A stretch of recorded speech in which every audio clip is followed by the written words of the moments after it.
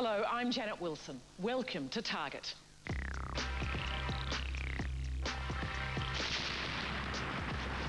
Tonight, we venture into the used car market when Target's hidden cameras investigate minimum trade-in deals.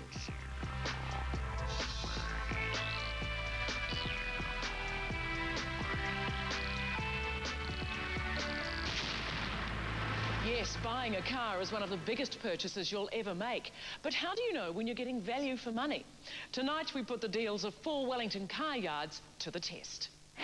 It's that time of year where you just want to curl up in bed or escape to a tropical island. So how can you prepare yourself for those long, dark winter months?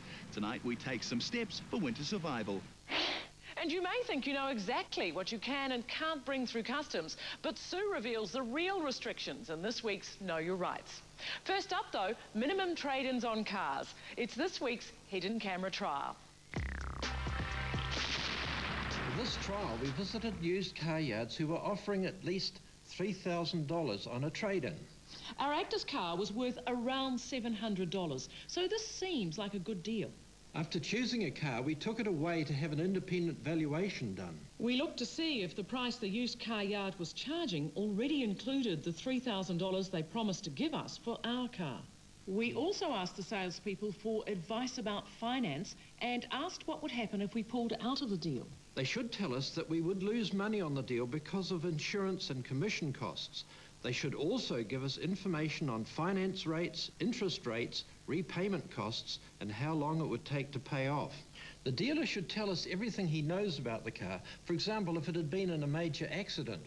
We then had the cars examined by a mechanic to verify the information that the salesperson had given us. Well, I think we can drop the flag and get started. And first car yard off the block is Adelaide Motors in Newtown. Our actor is looking around the car lot for a car around the $15,000 or $16,000 mark. Right, well that's the price before the trade-in. This price reflects the value of the car with a reasonable profit margin built in. Under the Fair Trading Act, car dealers must not give false or misleading information. Adelaide Motors advertised a $3,150 trade-in in the local paper. Our actor has found a car she likes. It's a Nissan Bluebird. The salesman tells her it's the #1 used car selling in New Zealand. The actor asks how many owners it has had, and he replies that it is freshly imported from Japan. Our actor says she is interested in the car and wants to talk finance. She actually asks for a higher purchase quote. The actor asks how much her car is worth, and the salesperson says only a few $100, but then says it could be worth $2,000. Right, but she'll still get the advertised $3,150 on the trade-in. Actually, he gives her more than that, $3,500. Now he asks how much she can afford a month, which is good. She says $400 to $500. He replies repayments will be about $470 to $490 with a warranty. The warranty is a standard one that covers the cost of repairs for 3 years, and he offers payment protection insurance to cover her if she finds herself out of work. Our actor asks again what happens if she decides to pull out of the deal a month into it. He says she can trade her car into them or get someone else to take over the repayments. And she asks what will happen if she can't do this. He says the car will be sold and she would have to pay any shortfall. He tells her the insurance charges would need to be settled too. Well, that's honest. So the price of the car was $15,990, and we were given $3,500 for the actor's car, leaving the cost at $12,490. Plus the insurance, warranty and costs brings it up to $14,434. He did give us a typed up HP quote that showed us all the costs, plus the fact that we were up for 36 instalments of $526.72 a month. Now, it's good we got that information because we could see we were up for $19,000. That would obviously include the interest on the deal. Well, on to the next lap now, and we're at Pororua Motors. She's found a car she likes, a little red Ford Laser Lynx. Our actor says she'd like a $3,000 trade-in and is told anything is possible. It's good he's taking time to explain the car's features. The salesperson tells our actor the car has only had one owner so far, and says that as far as he knows it hasn't been in an accident. Under the bonnet, seeing where the oil and water go, and he tells the actor parts are easy to get for this type of car. He offers to have the car AA checked. And should the car need any essential repairs, he'll have to fix them. He tells her she can pay by hire purchase and agrees to let our actor's car suffice as a deposit. He says he'll let her have the $3,000 trade-in. How can a car that's obviously not worth $3,000 be used as a $3,000 deposit? Good question, but I guess that's between the car dealership and the finance company. I guess it's good for the consumer if they can't afford a deposit. The actor has asked what happens if she pulls out of the HP. He explains he'll include income protection insurance and a warranty when he does the quote. She later asked what would happen if she simply stopped making payments. He said she'd be liable for what is owing and she would need to find someone to take over the payments or try and sell it. The salesperson has just come back from preparing the quote and he explains it to the actor. He works out it will cost her $114 a week. So Porirua were charging $14,990 for the car, but gave us a $3,000 trade-in, so it was $11,990.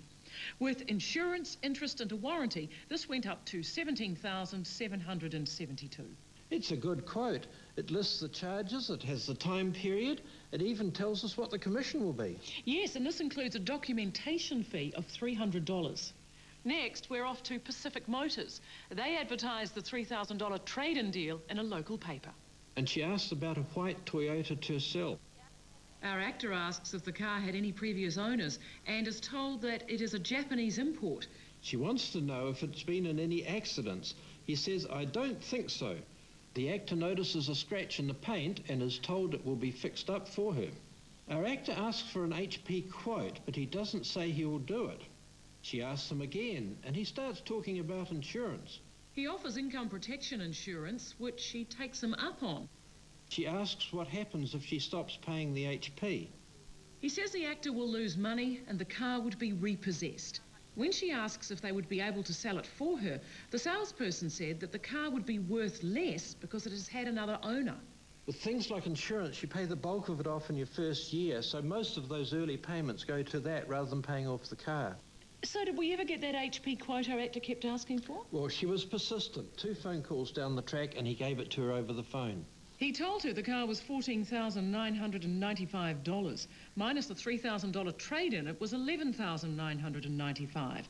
He said the company covered her 3-year warranty, which included breakdown cover and roadside rescue. The payment protection insurance came to $1,199.50 over the 3 years. Her monthly payments would be $452. That meant the car would cost in total $16,272. Well, there was less information in general provided by Pacific Motors. Our actor had to ask about every feature of the car and had to work hard to get even a verbal HP quote. However, we were told that money would be lost if the HP deal was broken. Our last car yard is in Lower Hutt and is Enterprise Motor Group. This time she has chosen an Opel Astra. And a salesperson is telling her it has 71,000 Ks on the clock, and he points out other features. She asks how many owners it's had, and he says none in New Zealand, but it's imported from Japan and would have had other owners there. The salesman is pitching their warrant now. He says it's like a new factory warranty and provides repair costs as well as accommodation for out-of-town car troubles, towing, AA membership and rental extras. A different salesperson is helping now. He gave her more information, including the car is German and it has ABS braking. And ready to talk finance. The salesman is just going to see if he can get our actor more than $3,000 for her car while she fills in finance forms. He's not able to give any more than $3,000 for the car. He says it's actually only worth about $500. He's selling her income protection insurance now. Well, we get a photocopy of the price card and he handwrites the quote on the back of that. So it's $15,995 minus the trade-in. It comes to $12,995. However, there's no breakdown of finance, interest, insurance or commission costs. The monthly total is $542, so the total cost of the car comes to $19,512. In answer to the question, what would she lose if she pulled out of the deal, he tells her that she would lose a fraction of the interest and what the car had depreciated. Right now, we'll take a look at what our independent valuer had to say. Well, he had no idea of what prices the yards were charging. He went into this blind. Well, starting with our first car yard, Adelaide Motors, they were selling their car at a window price of $15,990. How much did our independent valuer say it was worth? $11,000, and this assessment included a margin for profit. So this is nearly $5,000 less than their price. Now, the next yard was Porirua Motors. They were selling the car for $14,990, and our independent valuer said they could have got $14,000 for that car. And Porirua Motors gave us a $3,000 trade-in on our car, so that quote was really a very good deal. Yes, well done, Porirua Motors. Next we have Pacific Motors. Well, they charged $14,995 for the car. And the valuation came in at $9,000. That's nearly $6,000 less. Well, last up was Enterprise Motor Group. The window price of the car was $15,995. And the valuation was $10,000. We wrote to all 4 car yards, their responses later in the program. When we return, Greg tells us how to survive to thrive this winter, and Sue discovers her limits going through customs.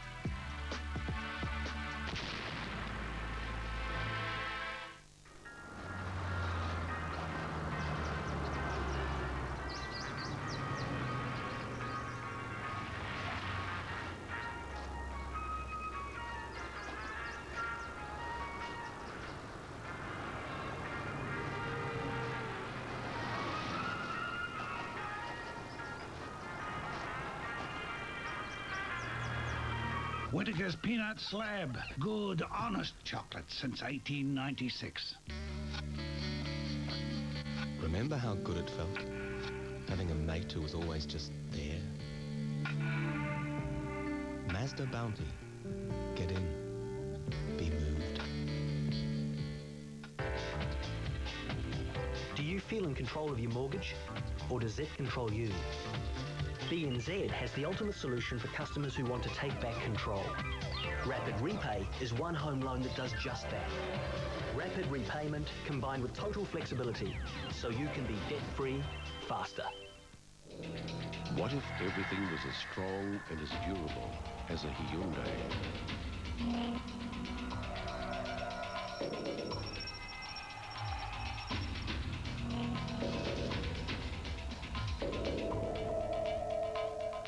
High-strength unibody construction makes every Hyundai as strong and as durable as the new Santa Fe.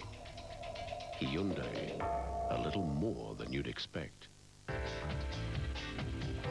You've got the keys to your new home, but now you're feeling locked into your mortgage. That's why at BNZ, we'll take a close look at your home loan every year to make sure it delivers exactly what you need, no matter how or when your life changes. At Carpet One, this month only, you can save 10 to 40% on your new carpet. And only 10% deposit means no interest or repayments for 3 months. And we'll give you a fabulous designer rug worth $700. Call us now on 0800 Carpet One. Drench capsules give 100 days protection against all manner of parasites. So ewes are in better condition, give more milk, and pastures are cleaner. No wonder the lambs gain weight so fast. Had this many before, not been overweight? Well, look at it this way. Imagine how much the meat company's going to have to pay for this load. Yeah? Yeah.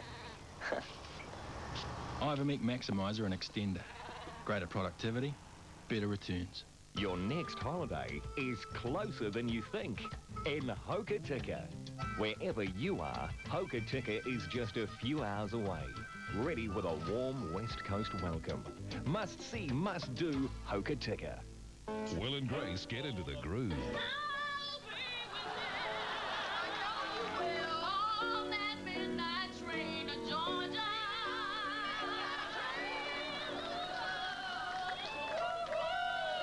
While Gina gets into an argument. You gonna just leave those there? Pardon? Like what, do shoe elves come in the middle of the night and make them? Just like the pea elf that comes in the middle of the night and doesn't flush. Gina follows Will and Grace Tuesday on 3.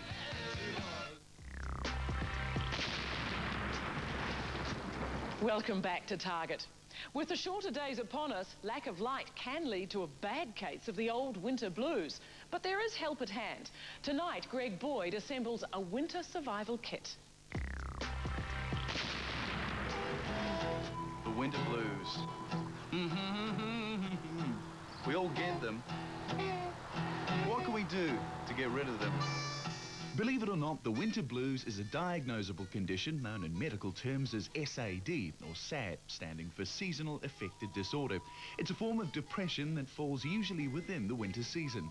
It does come in varying degrees, but the symptoms are mainly wanting to sleep all the time, wanting to eat a lot, really feeling lethargic. We all feel a little bit like that, but when it really disturbs our life, when it goes on for longer than you'd expect, that's when you have to do something about it. A combination of spending a lot of time under artificial light and not getting enough natural daylight can play a big part in your mood over winter. But some very bright researchers have got an idea. Light therapy works by exposing the eyes to bright light every day. Special treatment involves using light boxes to help the body produce less melatonin, which puts us to sleep, and more serotonin, a natural wake-up and be-happy neurotransmitter. If you find it hard to wake up in the first place, need to nap throughout the day, or find it hard to stay awake, you could be suffering from the winter blues. I think people have a natural tendency to want to sleep a lot more in the winter.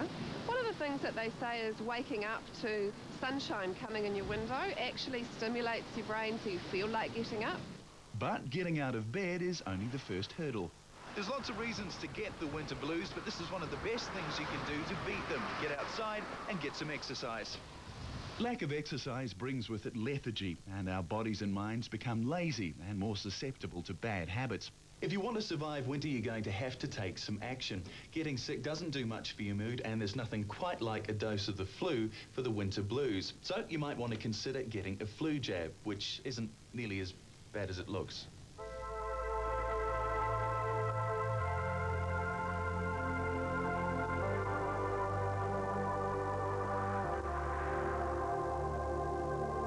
The sound of silence can work wonders, so can smell. Aromatherapists believe you can stimulate your subconscious and increase your feelings of well-being. Russell. Aromatherapy can really help combat the winter blues, and the essential oils, or certain essential oils, do actually have within them molecules that can help redress the balance of the melatonin. To get the best from aromatherapy, you should get some qualified advice, but you can use it at home through massage or in a bath, burner, room spray, or facial sauna. So that's my winter blues survival guide. One more thing though, they say singing is an excellent way to put a little sunshine in your day. So take it away, Mr. Blues fan. You are my sunshine, my only sunshine. Now Ian Orchard turns green thumb on tonight's tip of the week. Here's some tips on how to winterize your houseplants. Most plants need less water than at other times of the year, so don't water unless the plant pot starts to feel dry. Then only water enough to just moisten the soil. Don't leave the plant sitting in a puddle of water. It's a generalization, but most plants don't like extremes of hot or cold, so move them away from windows where they can be chilled by cold air cascading down the glass on frosty nights. As they aren't actively growing, the plants don't need any fertilizer. Adding fertilizer when it can't be taken up by the plants can lead to an increase in salts in the soil, which can be harmful. Even in winter, insect pests can still be a problem. Keep an eye open for them and regularly sponge the leaves down with a little bit of detergent and water. Rinse it off with fresh water. Houseplants are not only easy to look at, they're very good at removing pollutants from the atmosphere. You look after your pot plants and they'll look after you. After the break, we hear back from our used car dealers, and in this week's Know Your Rights, Sue discovers what's right and what's not when coming through customs.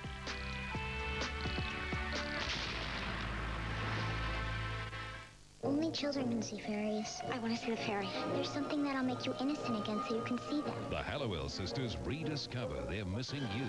If you're happy and you know it, pat your knee.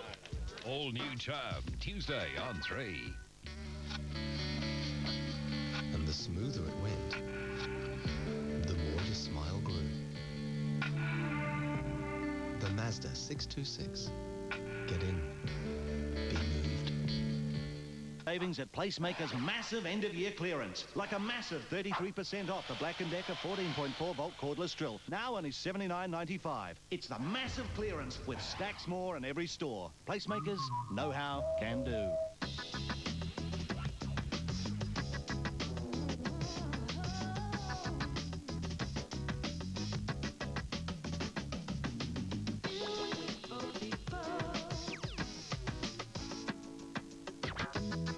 Right now, you'll get a $7,000 to $10,000 Teach NZ allowance for approved teacher training in key secondary subjects. So call 0800 Teach NZ now or check out our website for details.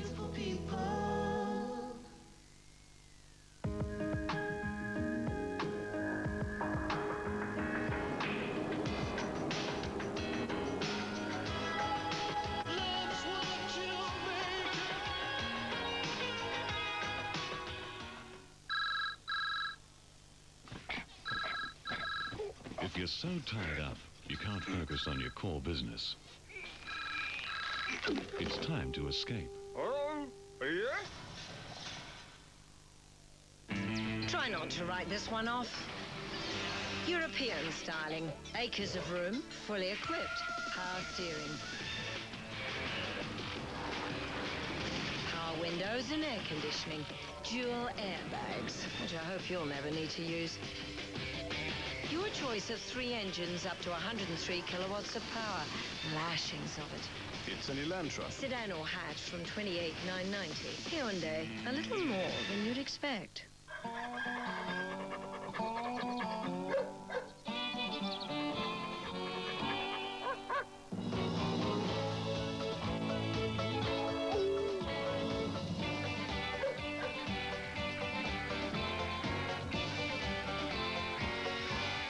Tissue long on value and long famous for extra softness.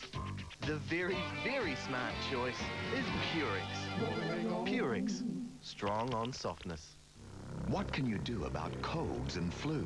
Which medication should you take when there are dozens to choose from? Read what works and what won't in Consumer Magazine. For a subscription with a free offer, call 0800 Consumer.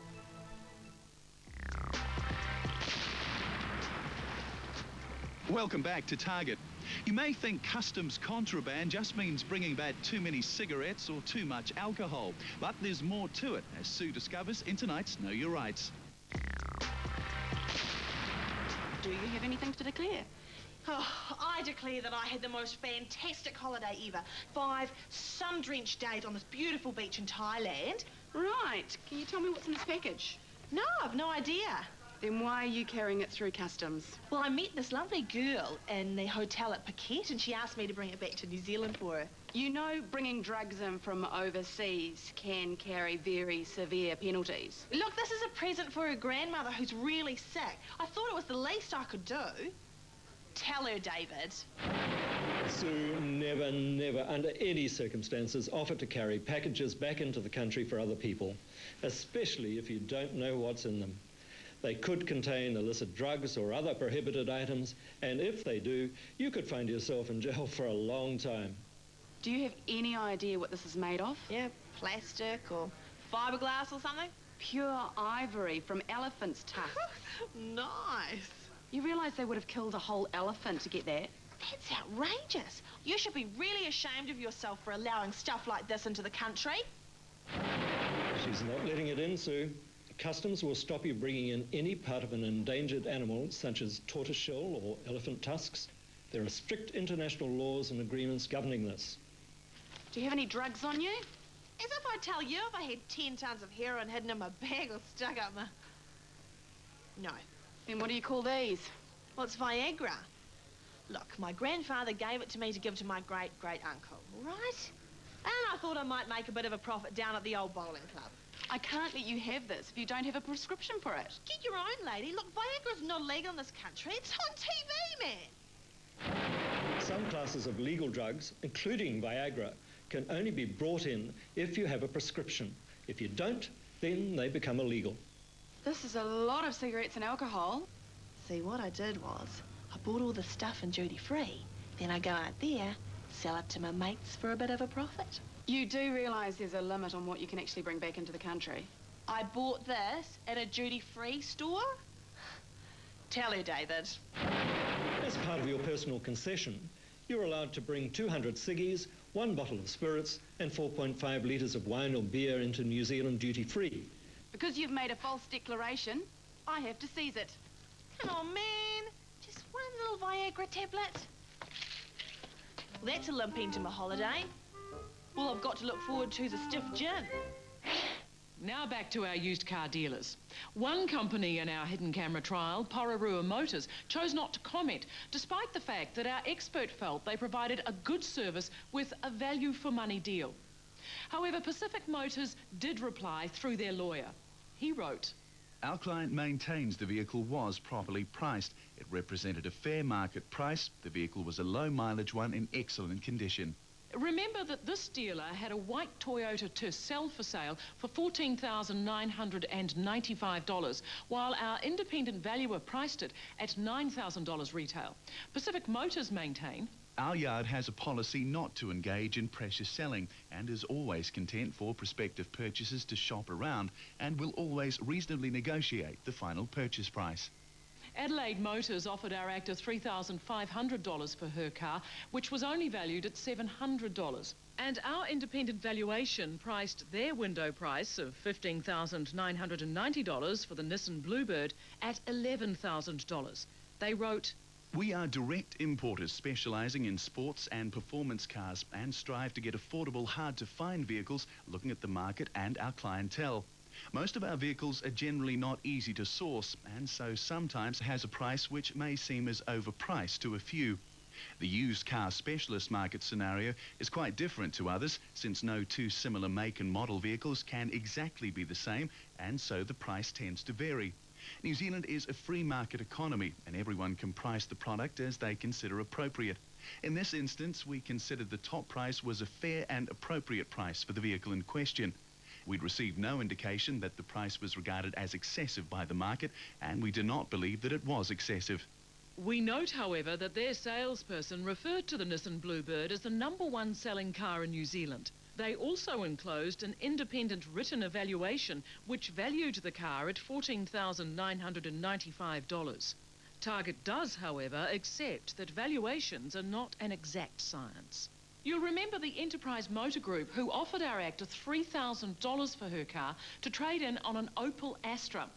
Our independent valuation priced it at $10,000 retail compared to their window price of $15,995. They wrote, "The window price listed on the Opel Astra in question was one of 2 incorrect window cards. The errors were one-off and we have taken immediate steps to ensure that they do not happen again." They go on to say, "We have a clear pricing policy which ensures, unless isolated errors are made, that vehicles are within a true market price band." We asked David Russell from the Consumers Institute to comment on our hidden camera findings. First, do shop around and see what is available in the price range you're looking at. When you find a car you want, don't hesitate to have it checked by the AA or a qualified mechanic. The dealership is then obliged to have any essential repairs done. When talking finance, ask for a quote and take this away to have a cool, hard look at it. You might find that you're better off organising your own finance. In this trial, Target did not try to negotiate a lower price for the used cars. Target is not suggesting that any dealer deliberately increased their prices to take account of the $3,000 minimum trade-in. Target appreciates that car valuation is not an exact science. Well, that's Target for this week, but please remember to join us next Sunday. Our hidden cameras reveal the incredible service Target receives when we take a stereo in to be repaired. Greg dives online and shows us the pleasures and perils of shopping on the net. Until then, thanks for joining us. Good night. What can you do about colds and flu? Which medication should you take when there are dozens to choose from? Read what works and what won't in Consumer Magazine. For a subscription with a free offer, call 0800 Consumer.